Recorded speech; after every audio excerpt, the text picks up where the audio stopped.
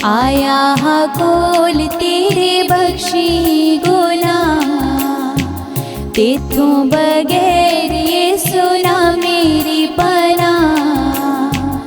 आया हाँ कोल तेरे बख्शी गुनाह।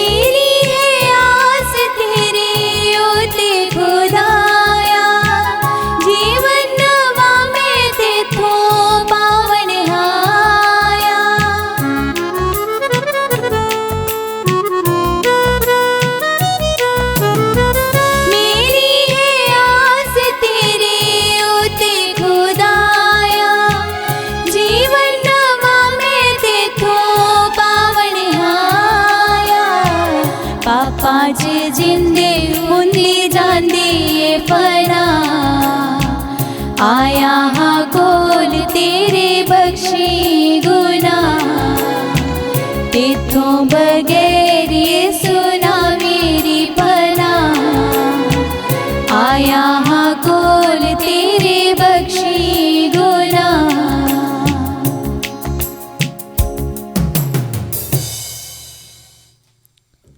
बाप ਅਤੇ ਬੇਟੇ ਅਤੇ ਰੂਹ ਪਾਕ ਦੇ ਨਾਮ ਉਤੇ ਆਮੀਨ। ਸਾਡੇ ਪ੍ਰਭੂ ਯਿਸੂ ਮਸੀਹ ਦਾ ਫਜ਼ਲ, ਖੁਦਾ ਬਾਪ ਦਾ ਪ੍ਰੇਮ ਤੇ ਰੂਹ ਪਾਕ ਦੀ ਸਾਂਝ ਤੁਹਾਡੇ ਨਾਲ ਹੋਵੇ ਅਤੇ ਤੁਹਾਡੀ ਰੂਹ ਨਾਲ ਵੀ ਹੋਵੇ। ਮਸੀਹ ਵੀ ਪਿਆਰੇ ਭੈਣੋ ਤੇ ਭਰਾਓ, ਅੱਜ ਅਸੀਂ ਖਾਸ ਤੌਰ ਤੇ ਦਿਨ ਦੇ ਇਸ ਪਹਿਲੇ ਸਮੇਂ ਵਿੱਚ ਸਾਨੂੰ ਮਿਲੀਆਂ ਖੁਦਾ ਵੱਲੋਂ ਸਾਰੀਆਂ ਬਰਕਤਾਂ ਤੇ ਅਸੀਸਾਂ ਲਈ ਧੰਨਵਾਦ ਕਰੀਏ। ਇਸ ਦੇ ਨਾਲ ਹੀ ਇਸ ਪਾਕਮਾਤ ਦੀ ਕੁਰਬਾਨੀ ਵਿੱਚ ਉਹਨਾਂ ਪਤੀ ਪਤਨੀ, ਉਹਨਾਂ ਵਿਆਹੇ ਜੋੜਿਆਂ ਲਈ ਪ੍ਰਾਰਥਨਾ ਕਰੀਏ ਜੋ ਨਿਸੰਤਾਨ ਹਨ, ਜਿਨ੍ਹਾਂ ਕੋਲੋਂ ਸੰਤਾਨ ਦੀ ਦਾਤ ਨਹੀਂ ਹੈ। ਪਹਿਲੇ ਪਾਠ ਵਿੱਚ ਅਸੀਂ ਸੁਣਾਂਗੇ ਕਿ ਹੰਨਾ ਖੁਦਾ ਦੀ ਹੈਕਲ ਵਿੱਚ ਜਾ ਕੇ ਰੋਂਦੀ ਹੋਈ ਪ੍ਰਾਰਥਨਾ ਕਰਦੀ ਹੈ ਤੇ ਖੁਦਾ ਦੇ ਅੱਗੇ ਪ੍ਰਤਿੱਗਿਆ ਕਰਦੀ ਹੈ, ਇੱਕ ਸੁਖਨਾ ਕਰਦੀ ਹੈ ਕਿ ਜੇਕਰ ਉਸ ਨੂੰ ਪੁੱਤਰ ਦੀ ਦਾਤ ਮਿਲੇਗੀ ਤਾਂ ਉਸ ਪੁੱਤਰ ਨੂੰ ਪ੍ਰਭੂ ਦੀ ਸੇਵਾ ਲਈ ਸਾਰੀ ਉਮਰ ਹੈਕਲ ਵਿੱਚ ਅਰਪਣ ਕਰ ਦੇਵੇਗੀ। ਅਸੀਂ ਜਾਣਦੇ ਹੋਵਾਂਗੇ ਸਾਡੇ ਆਸ-ਪਾਸ ਰਹਿਣ ਵਾਲੇ ਕੁਝ ਭੈਣ ਭਰਾ ਜਾਂ ਰਿਸ਼ਤੇਦਾਰੀ ਵਿੱਚ ਜਾਂ ਗਲੀ ਮੁਹੱਲੇ ਵਿੱਚ ਇਹੋ ਜਿਹੇ ਉਹਨਾਂ ਪਤੀਆਂ ਅਤੇ ਪਤਨੀਆਂ ਨੂੰ ਆਪਾਂ ਯਾਦ ਕਰੀਏ, ਖੁਦਾ ਦੀ ਅਲਤਾਰ ਦੇ ਸਾਹਮਣੇ ਉਹਨਾਂ ਲਈ ਪ੍ਰਾਰਥਨਾ ਕਰੀਏ ਕਿ ਪ੍ਰਭੂ ਉਹਨਾਂ ਨੂੰ ਸੰਤਾਨ ਦਾ ਵਰਦਾਨ ਬਖਸ਼ੇ। ਇਸ ਪਾਕਮਾਤ ਦੀ ਕੁਰਬਾਨੀ ਵਿੱਚ ਯੋਗਤਾ ਨਾਲ ਹਿੱਸਾ ਲੈਣ ਦੇ ਲਈ ਆਓ ਅਸੀਂ ਆਪਣੇ ਆਪ ਦੀ ਤਿਆਰੀ ਕਰੀਏ, ਕਿਤੇ ਸਾਰੀਆਂ ਗਲਤੀਆਂ ਗੁਨਾਹ ਉੱਤੇ ਪਛਤਾਉਂਦੇ ਹੋਏ ਪ੍ਰਭੂ ਕੋਲ ਮਾਫੀ ਮੰਗੀਏ ਅਤੇ ਰਲ ਕੇ ਆਖੀਏ, ਮੈਂ ਇਕਬਾਲ ਕਰਦਾ ਹਾਂ ਪੂਰੀ ਕੁਦਰਤ ਵਾਲੇ ਖੁਦਾ ਅਤੇ ਤੁਹਾਡੇ ਅੱਗੇ ਐ ਭਰਾਓ ਅਤੇ ਭੈਣੋ ਕਿ ਮੈਂ ਸੋਚਣ ਨਾਲ, ਬੋਲਣ ਨਾਲ, ਕਰਨ ਨਾਲ ਅਤੇ ਅਣਗਹਿਲੀ ਨਾਲ ਬਹੁਤ ਗੁਨਾਹ ਕੀਤੇ। ਆਪਣੇ ਦੋਸ਼ ਨਾਲ, ਆਪਣੇ ਹੀ ਦੋਸ਼ ਦੇ ਨਾਲ, ਆਪਣੇ ਬਹੁਤ ਵੱਡੇ ਦੋਸ਼ ਦੇ ਨਾਲ। ਇਸ ਲਈ ਮੈਂ ਤਨ ਸਦਾ ਕੁਆਰੀ ਮਰੀਅਮ, ਸਾਰੇ ਫਰਿਸ਼ਤਿਆਂ ਅਤੇ ਸੰਤਾਂ ਅਤੇ ਤੁਹਾਡੇ ਅੱਗੇ ਐ ਭਰਾਓ ਅਤੇ ਭੈਣੋ ਬੇਨਤੀ ਕਰਦੀ ਹਾਂ ਕਿ ਮੇਰੇ ਲਈ ਪ੍ਰਭੂ ਖੁਦਾ ਦੇ ਅੱਗੇ ਪ੍ਰਾਰਥਨਾ ਕਰੋ। ਪੂਰੀ ਕੁਦਰਤ ਵਾਲਾ ਖੁਦਾ ਸਾਡੇ ਉੱਤੇ ਦਇਆ ਕਰੇ ਅਤੇ ਸਾਡੇ ਗੁਨਾਹਾਂ ਨੂੰ ਮਾਫ ਕਰਕੇ ਸਾਨੂੰ ਸਤੀਵੀ ਜੀਵਨ ਤੱਕ ਪਹੁੰਚਾਵੇ। ਆਮੀਨ। ਐ ਪ੍ਰਭੂ ਦਇਆ ਕਰ, ਐ ਪ੍ਰਭੂ ਦਇਆ ਕਰ, ਐ ਮਸੀਹਾ ਦਇਆ ਕਰ, ਐ ਮਸੀਹਾ ਦਇਆ ਕਰ, ਐ ਪ੍ਰਭੂ ਦਇਆ ਕਰ, ਐ ਪ੍ਰਭੂ ਦਇਆ ਕਰ। ਅਸੀਂ ਪ੍ਰਾਰਥਨਾ ਕਰੀਏ। ਐ ਪ੍ਰਭੂ ਖੁਦਾ, ਆਪਣੇ ਲੋਕਾਂ ਦੀਆਂ ਅਰਜ਼ਾਂ ਵੱਲ ਧਿਆਨ ਲਾ, ਬਖਸ਼ ਦੇ ਕਿ ਉਹ ਉਹਨਾਂ ਕੰਮਾਂ ਨੂੰ ਪਰਖ ਸਕਣ ਜੋ ਕੀਤੇ ਜਾਣੇ ਚਾਹੀਦੇ ਹਨ ਅਤੇ ਉਹਨਾਂ ਨੂੰ ਕਰਨ ਲਈ ਸਹੀ ਸ਼ਕਤੀ ਹਾਸਲ ਕਰ ਸਕਣ। ਸਾਡੇ ਪ੍ਰਭੂ ਯਿਸੂ ਮਸੀਹ ਤੇਰੇ ਬੇਟੇ ਦੇ ਰਾਹੀਂ ਜੋ ਤੇਰੇ ਨਾਲ ਰੂਹ ਪਾਕ ਦੀ ਏਕਤਾ ਵਿੱਚ ਇੱਕ ਖੁਦਾ ਜਿਉਂਦਾ ਤੇ ਰਾਜ ਕਰਦਾ ਹੈ, ਸਦਾ ਤੋਂ ਸਦਾ ਤੀਕ। ਆਮੀਨ। ਪ੍ਰਭੂ ਤੁਹਾਡੇ ਦਿਲ ਵਿੱਚ ਅਤੇ ਜ਼ੁਬਾਨ 'ਤੇ ਹੋਵੇ ਤਾਂ ਯੋਗਤਾ ਨਾਲ ਤੁਸੀਂ ਖੁਦਾ ਦਾ ਵਚਨ ਸੁਣਾ ਸਕੋ। ਬਾਪ ਅਤੇ ਬੇਟੇ ਤੇ ਰੂਹ ਪਾਕ ਦੇ ਨਾਂ ਉੱਤੇ ਆਮੀਨ।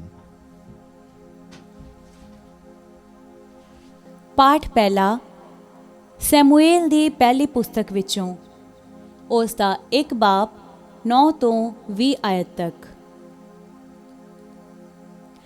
ਇੱਕ ਦਿਨ ਏਲੀ ਸ਼ਿਲੋ ਵਿੱਚ ਪ੍ਰਭੂ ਦੇ ਮੰਦਰ ਦੇ ਬੂਹੇ ਕੋਲ ਬਣੀ ਹੋਈ ਥੜੀ ਉੱਤੇ ਬੈਠਾ ਹੋਇਆ ਸੀ। ਉਸ ਵੇਲੇ ਅਲਕਾਨਾ ਨੇ ਆਪਣੇ ਟੱਬਰ ਸਮੇਤ ਖਾਣ ਪੀਣ ਦਾ ਕੰਮ ਖਤਮ ਕੀਤਾ ਹੀ ਸੀ ਕਿ ਹੰਨਾ ਉੱਥੋਂ ਉੱਠ ਕੇ ਮੰਦਰ ਦੇ ਅੰਦਰ ਚਲੀ ਗਈ। ਉਸ ਦਾ ਮਨ ਬਹੁਤ ਭਾਰਾ ਅਤੇ ਦੁਖੀ ਸੀ, ਇਸ ਲਈ ਉਸਨੇ ਭੁੱਬਾਂ ਮਾਰ ਕੇ ਪ੍ਰਭੂ ਅੱਗੇ ਪ੍ਰਾਰਥਨਾ ਕੀਤੀ।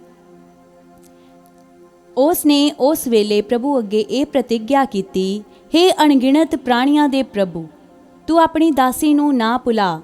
ਤੂੰ ਮੈਨੂੰ ਯਾਦ ਕਰ ਅਤੇ ਮੇਰੀ ਪੀੜ ਨੂੰ ਦੇਖ। ਤੂੰ ਮੈਨੂੰ ਇੱਕ ਪੁੱਤਰ ਦੀ ਦਾਤ ਦੇ।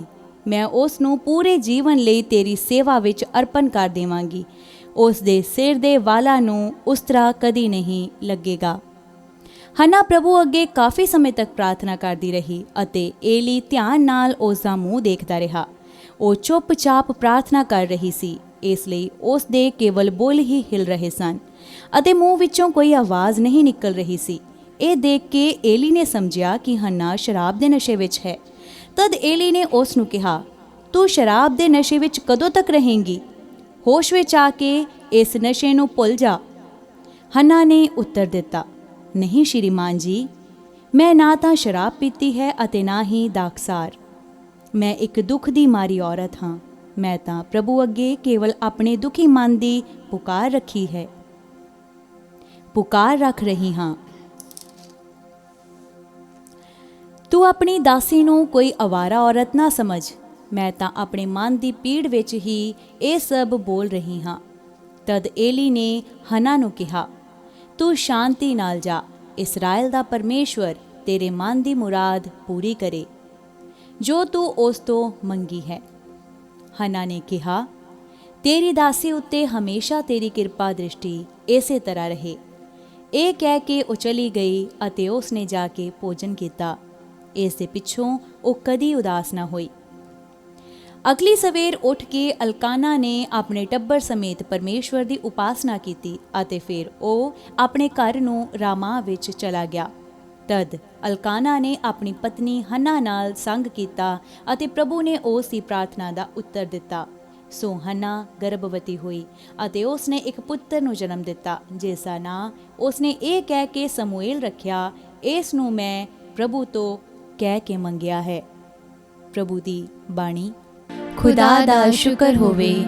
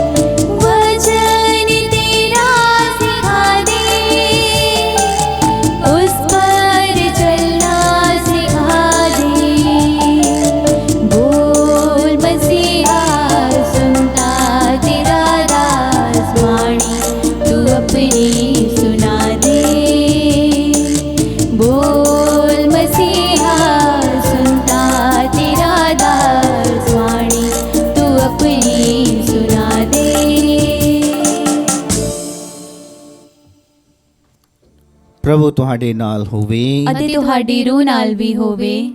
पाठ पवित्र अंजील दा सन मरकुस के अनुसार। ਤੇਰੀ ਵਡਿਆਈ ਹੋਵੇ ਐ ਪ੍ਰਭੂ। उसका एक अध्याय 21 तो 28 आयत। ਉਹ ਕਫਰਨਾਉਮ ਗਏ। ਜਦ ਸਬਤ ਦਾ ਦਿਨ ਆਇਆ ਤਾਂ ਉਹ ਸਿਨਗੋਗ ਵਿੱਚ ਗਿਆ ਅਤੇ ਸਿੱਖਿਆ ਦੇਣ ਲੱਗਾ।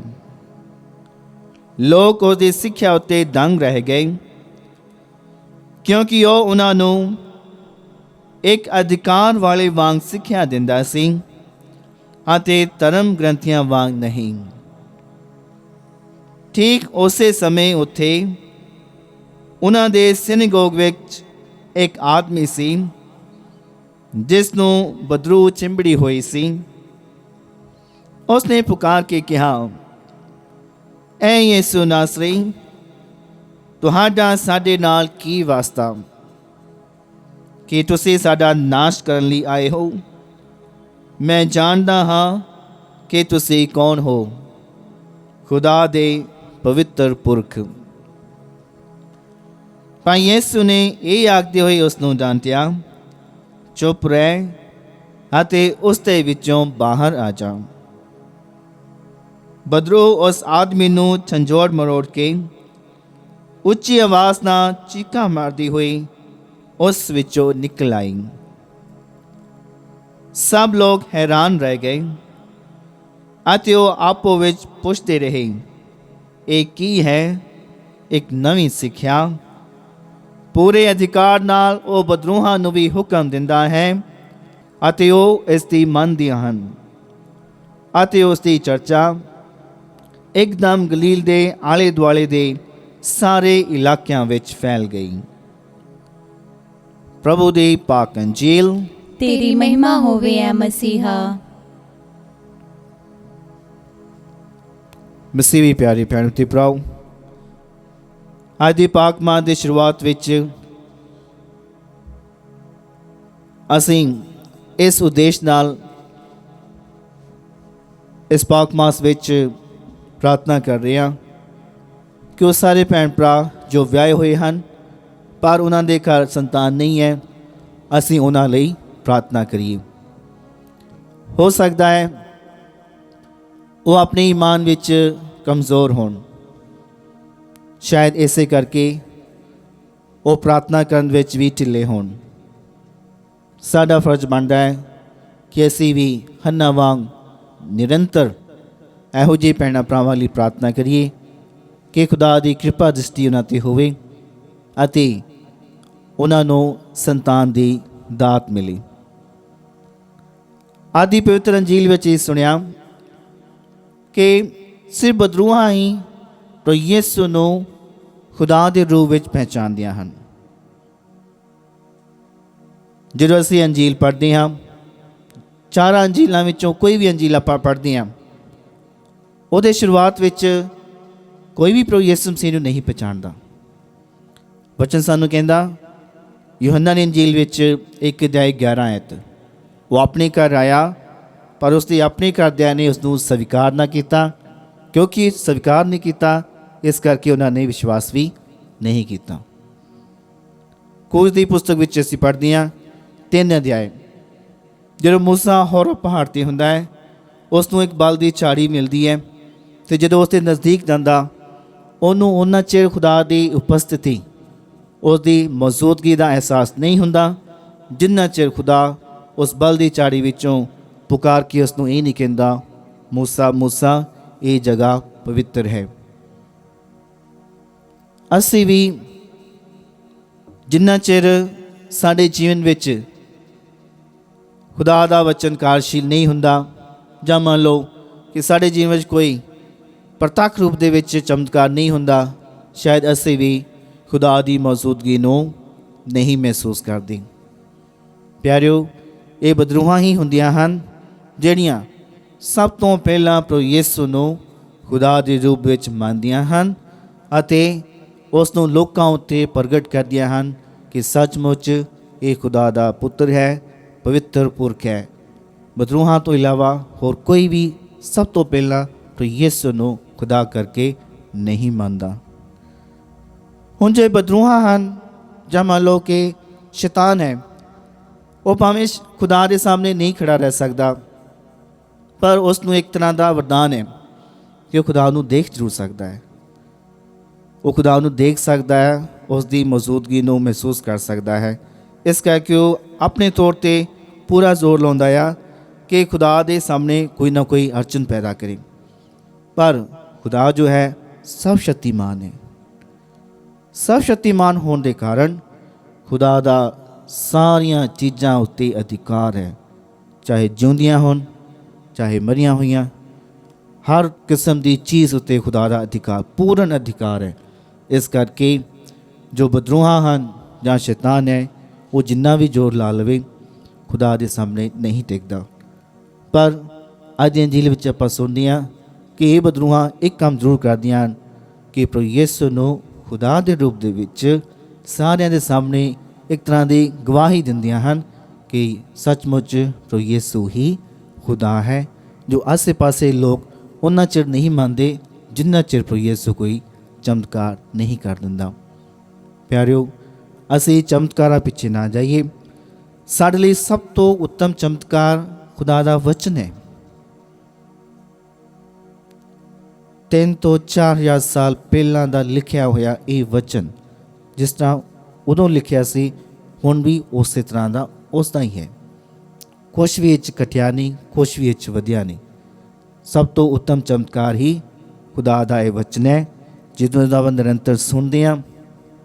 ਤੁਹਾਡੇ ਵਿੱਚੋਂ ਬਹੁਤ ਸਾਰੇ ਭੈਣ ਭਰਾ ਜੋ ਪ੍ਰਾਰਥਨਾ ਭਵਨ TV ਦੇ ਰਾਹੀਂ ਰੋਜ਼ਾਨਾ ਪਾਕ ਮਾਂ ਦੀ ਕੁਰਬਾਨੀ ਵਿੱਚ ਹਿੱਸਾ ਲੈਂਦੇ ਹਨ, ਤੁਹਾਨੂੰ ਇਹ ਇੱਕ ਤਰ੍ਹਾਂ ਦਾ ਫਸਲ ਹਾਸਲ ਹੁੰਦਾ ਹੈ ਕਿ ਰੋਜ਼ ਤੁਸੀਂ ਖੁਦਾ ਦੇ ਵਚਨ ਨੂੰ ਸੁਣਦੇ ਹੋ, ਰੋਜ਼ ਤੁਸੀਂ ਪ੍ਰਾਰਥਨਾ ਦੇ ਵਿੱਚ ਹਿੱਸਾ ਲੈਂਦੇ ਹੋ। ਪਿਆਰਿਓ, ਇਸ ਨੂੰ ਆਪਾਂ ਇੱਕ ਆਦਤ ਬਣਾਈਏ। ਕੋਈ ਦਿਨ ਇੱਦਾਂ ਦਾ ਨਾ ਬੀਤੇ ਜਿਸ ਦਿਨ ਅਸੀਂ ਪ੍ਰਾਰਥਨਾ ਨਾ ਕੀਤੀ ਹੋਵੇ। ਕੋਈ ਦਿਨ ਇਸ ਤਰ੍ਹਾਂ ਨਾ ਬੀਤੇ ਜਿਸ ਦਿਨ ਅਸੀਂ ਖੁਦਾ ਦਾ ਵਚਨ ਨਹੀਂ ਸੁਣਿਆ ਹੋਵੇ। ਜਦੋਂ ਆਪਾਂ ਇਹ ਦੋ ਕੰਮ ਜਾਰੀ ਰੱਖਦੇ ਹਾਂ ਤਾਂ ਸਾਡੇ ਆਤਮਿਕ ਜੀਵਨ ਵਿੱਚ, ਸਾਡੇ ਵਿਅਕਤੀਗਤ ਜੀਵਨ ਵਿੱਚ ਖੁਦਾ ਦੀਆਂ ਅਣਗਿਣਤ ਬਰਕਤਾਂ ਹਮੇਸ਼ਾ ਕਾਇਮ ਰਹਿੰਦੀਆਂ ਹਨ। ਆਓ ਅਸੀਂ ਪ੍ਰਾਰਥਨਾ ਕਰੀਏ। ਸਰਵ ਸ਼ਕਤੀਮਾਨ ਪਿਤਾ ਪਰਮੇਸ਼ਵਰ, ਅਸੀਂ ਤੁਹਾਡੀ ਮਹਿਮਾ ਤੇ ਵਡਿਆਈ ਕਰਦੇ ਹਾਂ।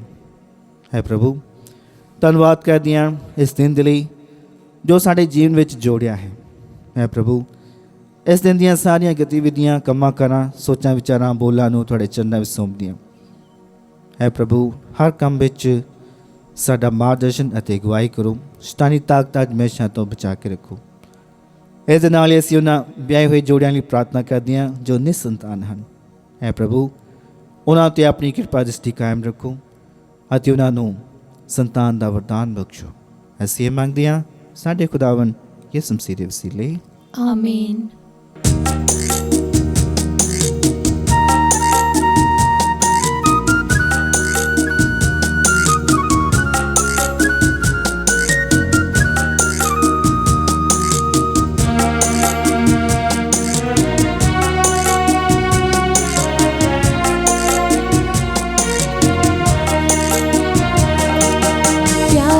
खुदाया कर ले परवाह अर्पण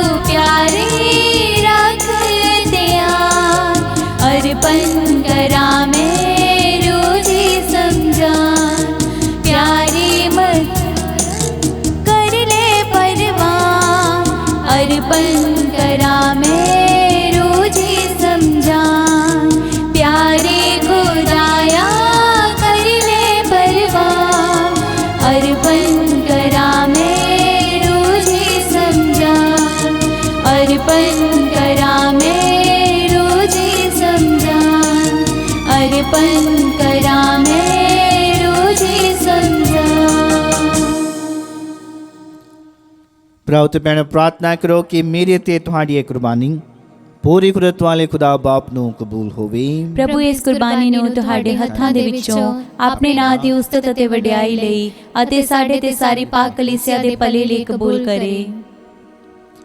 ਐ ਪ੍ਰਭੂ, ਬਖਸ਼ ਦੇ ਕਿ ਤੇਰੇ ਲੋਕਾਂ ਦਾ ਨਜ਼ਰਾਨਾ ਤੈਨੂੰ ਪਸੰਦ ਆਵੇ।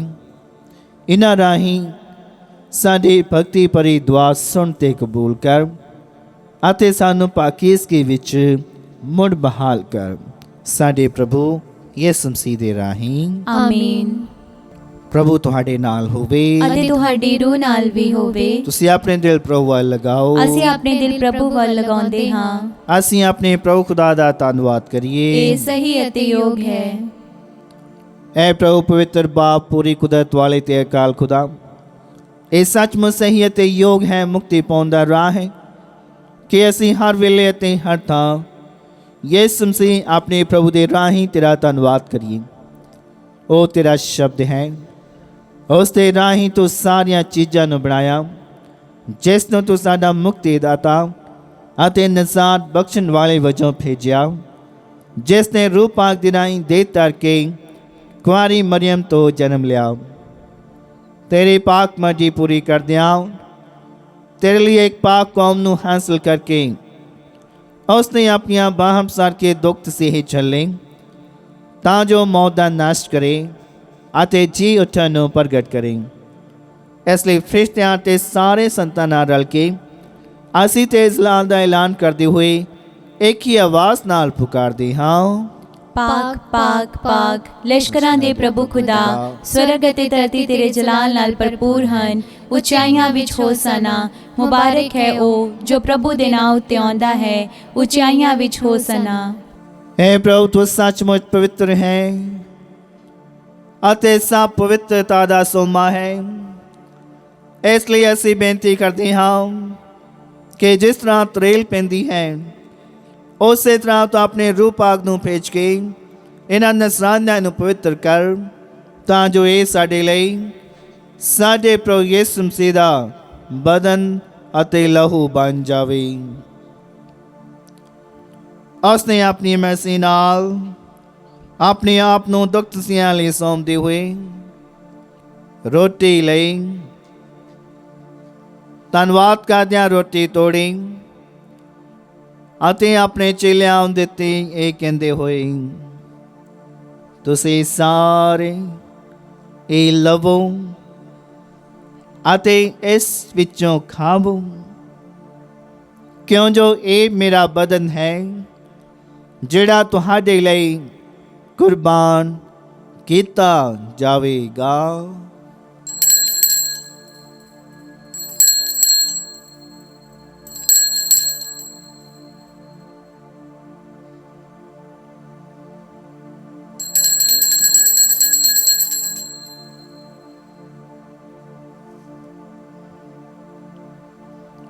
ਇਸੇ ਤਰ੍ਹਾਂ ਭੋਜਨ ਕਰਨ ਤੋਂ ਬਾਅਦ ਉਸਨੇ ਪਿਆਲਾ ਲਿਆ, ਇੱਕ ਵਾਰ ਫਿਰ ਤੇਰਾ ਧੰਨਵਾਦ ਕਰਦਿਆਂ ਪਿਆਲਾ ਆਪਣੇ ਚੇਲਿਆਂ ਨੂੰ ਦਿੱਤਾ, ਇਹ ਕਹਿੰਦੇ ਹੋਏ, ਤੁਸੀਂ ਸਾਰੇ ਇਹ ਲਵੋ ਅਤੇ ਇਸ ਵਿੱਚੋਂ ਪੀਓ, ਕਿਉਂ ਜੋ ਇਹ ਮੇਰੇ ਲਹੂ ਦਾ ਪਿਆਲਾ ਹੈ, ਨਵੇਂ ਅਤੇ ਸਤੀਵੀ ਨੇਮ ਦਾ ਲਹੂ, ਜੋ ਤੁਹਾਡੇ ਅਤੇ ਬਹੁਤਿਆਂ ਵਾਸਤੇ ਗੁਨਾਹਾਂ ਦੀ ਮਾਫੀ ਲਈ ਵਹਾਇਆ ਜਾਵੇਗਾ।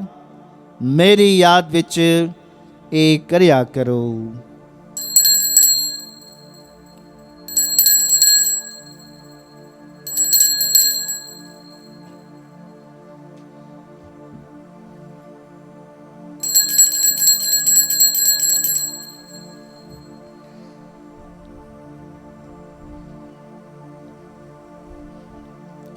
ਈਮਾਨ ਦਾ ਭੇਦ।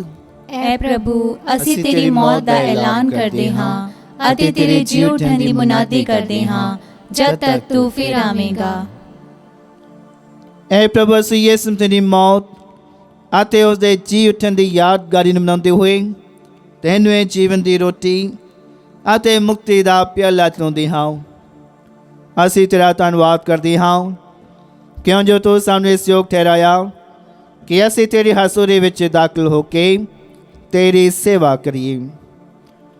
ਅਸੀਂ ਹਲੀਮੀ ਨਾਲ ਦੁਆ ਕਰਦੇ ਹਾਂ ਕਿ ਮਸੀਹ ਦੇ ਬਦਨ ਅਤੇ ਲਹੂ ਵਿੱਚ ਹਿੱਸਾ ਲੈਣ ਦੁਆਰਾ ਅਸੀਂ ਰੂਹ ਪਾਕ ਦੇ ਰਾਹੀਂ ਏਕਤਾ ਵਿੱਚ ਬਚੇ ਰਹੀਏ। ਐ ਪ੍ਰਭੂ, ਸਾਰੀ ਧਰਤੀ ਉੱਤੇ ਫੈਲੀ ਹੋਈ ਆਪਣੀ ਕਲੀਸਿਆ ਨੂੰ ਯਾਦ ਕਰ ਅਤੇ ਉਸ ਤੋਂ ਸਾਡੇ ਸੰਤ ਪਾਪਾ ਫ੍ਰਾਂਸਿਸ, ਸਾਡੇ ਬਿਸ਼ਪ ਫ੍ਰੈਂਕੋ ਦੇ ਗਨੈਲੋ, ਸਾਰੇ ਪ੍ਰੋਤਾਂ, ਧਾਰਮਿਕ ਸਿਸਟਰਾਂ ਤੇ ਸਭ ਵਿਸ਼ਵਾਸੀ ਲੋਕਾਂ ਨਾਲ ਪਿਆਰ ਦੇ ਸੰਪੂਰਨਤਾ ਵਿੱਚ ਕਾਇਮ ਰੱਖ। ਸਾਡੇ ਭੈਣਾਂ ਭਰਾ ਨੂੰ ਵੀ ਯਾਦ ਕਰ ਜਿਹੜੇ ਜੀ ਉੱਠਣ ਦੀ ਉਮੀਦ ਨਾਲ ਸੌਂ ਗਏ ਹਨ ਅਤੇ ਉਹਨਾਂ ਸਾਰਿਆਂ ਨੂੰ ਵੀ ਜੋ ਤੇ ਰਹਿਮ ਵਿੱਚ ਮਰ ਗਏ ਹਨ, ਇਹਨਾਂ ਦਾ ਆਪਣੀ ਹਜ਼ੂਰੀ ਦੇ ਚਾਨਣ ਵਿੱਚ ਸਵਾਗਤ ਕਰ। ਐ ਪ੍ਰਭੂ, ਅਸੀਂ ਬੇਨਤੀ ਕਰਦੇ ਹਾਂ ਕਿ ਸਾਡੇ ਸਾਰਿਆਂ ਉੱਤੇ ਦਇਆ ਕਰ ਤਾਂ ਜੋ ਮੁਕੱਦਸ ਕੁਆਰੀ ਮਰੀਮ ਖੁਦਾ ਦੀ ਮਾਂ ਦੇ ਨਾਲ, ਉਸੇ ਕੁਆਰੀ ਦੇ ਮੁਬਾਰਕ ਵਸਨ ਯੂਸਫ ਦੇ ਨਾਲ, ਤਾਂ ਰਸੂਲਾਂ ਤੇ ਸਾਰੇ ਸੰਤਾਂ ਨਾਲ ਜਿਨ੍ਹਾਂ ਨੇ ਸਾਰੇ ਯੁੱਗਾਂ ਵਿੱਚ ਤੈਨੂੰ ਖੁਸ਼ ਕੀਤਾ ਹੈ, ਅਸੀਂ ਸਤੀਵੀ ਜੀਵਨ ਦੇ ਵਾਰਸ ਹੋਣ ਦੇ ਹੱਕਦਾਰ ਬਣ ਜਾਵਾਂਗੇ। ਅਤੇ ਤੇਰੇ ਬੇਟੇ ਯਿਸੂ ਮਸੀਹ ਦੇ ਰਾਹੀਂ ਤੇਰੀ ਵਡਿਆਈ ਅਤੇ ਉਸਤਤ ਕਰਾਂਗੇ।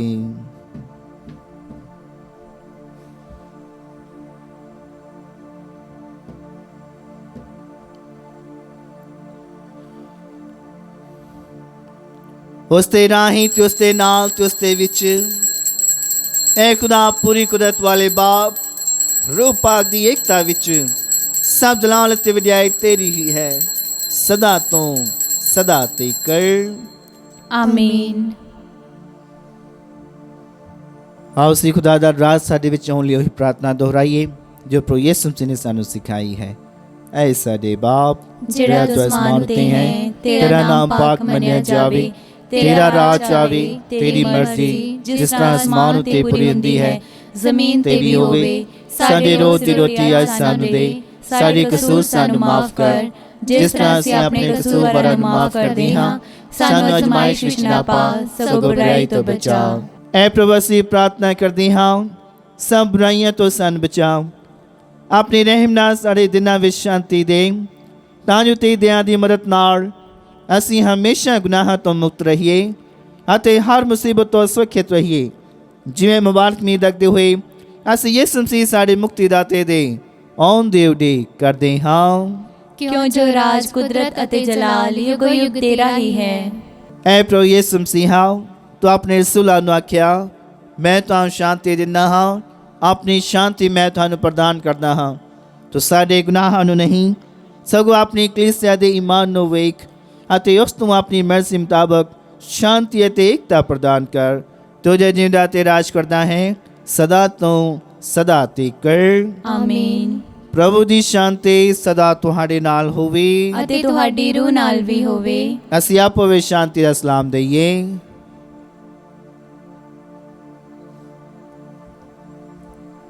ਐ ਲੈ ਖੁਦਾ ਦੇ, ਤੂੰ ਜਿਹੜਾ ਦੁਨੀਆ ਦੇ ਗੁਨਾਹ ਚੁੱਕ ਲੈਂਦਾ ਹੈ, ਸਾਡੇ ਉੱਤੇ ਦਇਆ ਕਰ। ਐ ਲੈ ਖੁਦਾ ਦੇ, ਤੂੰ ਜਿਹੜਾ ਦੁਨੀਆ ਦੇ ਗੁਨਾਹ ਚੁੱਕ ਲੈਂਦਾ ਹੈ, ਸਾਡੇ ਉੱਤੇ ਦਇਆ ਕਰ। ਐ ਲੈ ਖੁਦਾ ਦੇ, ਤੂੰ ਜਿਹੜਾ ਦੁਨੀਆ ਦੇ ਗੁਨਾਹ ਚੁੱਕ ਲੈਂਦਾ ਹੈ, ਸਾਨੂੰ ਸ਼ਾਂਤੀ ਦੇ।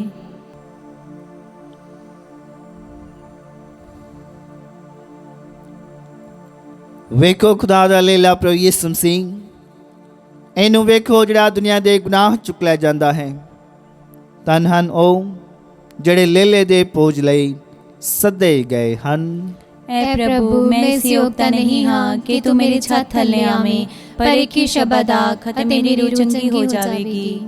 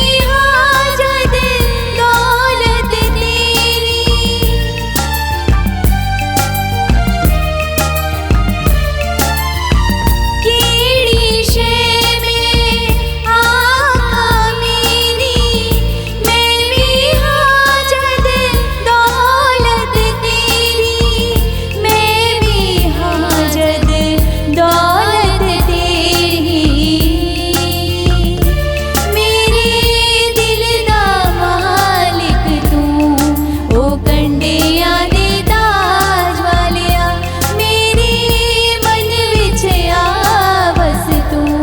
ਓ ਕੰਡਿਆਂ ਦੇ ਤਾਜ ਵਾਲਿਆ ਮੇਰੇ ਮਨ ਵਿੱਚ ਆ ਬਸ ਤੂੰ। ਓ ਕੰਡਿਆਂ ਦੇ ਤਾਜ ਵਾਲਿਆ, ਓ ਕੰਡਿਆਂ ਦੇ ਤਾਜ ਵਾਲਿਆ, ਓ ਕੰਡਿਆਂ ਦੇ ਤਾਜ ਵਾਲਿਆ। ਅਸੀਂ ਪ੍ਰਾਰਥਨਾ ਕਰੀਏ। ਐ ਪੂਰੀ ਕੁਦਰਤ ਵਾਲੇ ਖੁਦਾ, ਸਾਡੀ ਨਿਮਰ ਦੁਆ ਹੈ ਕਿ ਜਿਨ੍ਹਾਂ ਨੂੰ ਤੂੰ ਆਪਣੇ ਪਾਕ ਪੈਦਾ ਨਾਲ ਨਵਾਂ ਕੀਤਾ ਹੈ, ਉਹ ਵਫਾਦਾਰੀ ਨਾਲ ਤੇਰੀ ਸੇਵਾ ਕਰਦੇ ਹੋਏ ਤੈਨੂੰ ਖੁਸ਼ ਕਰਨ ਵਾਲਾ ਜੀਵਨ ਗੁਜ਼ਾਰ ਸਕਣ।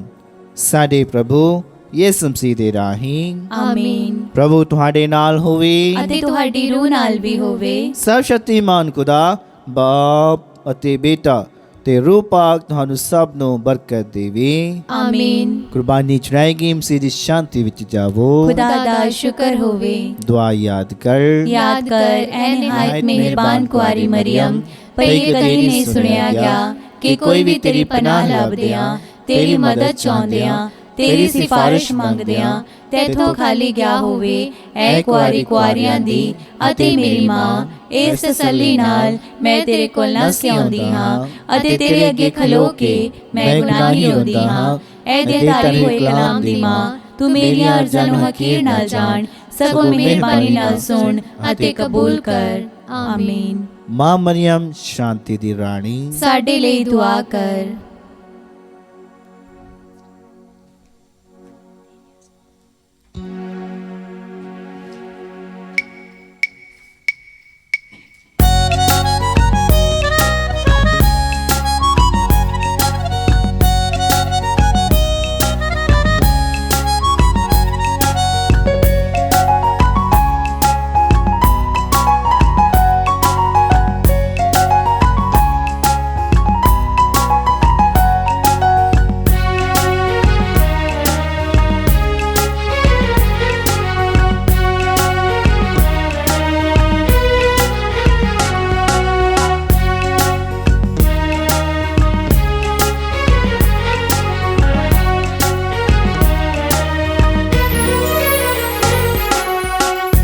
ਤੇਰੀਆਂ ਸਿਫਤਾਂ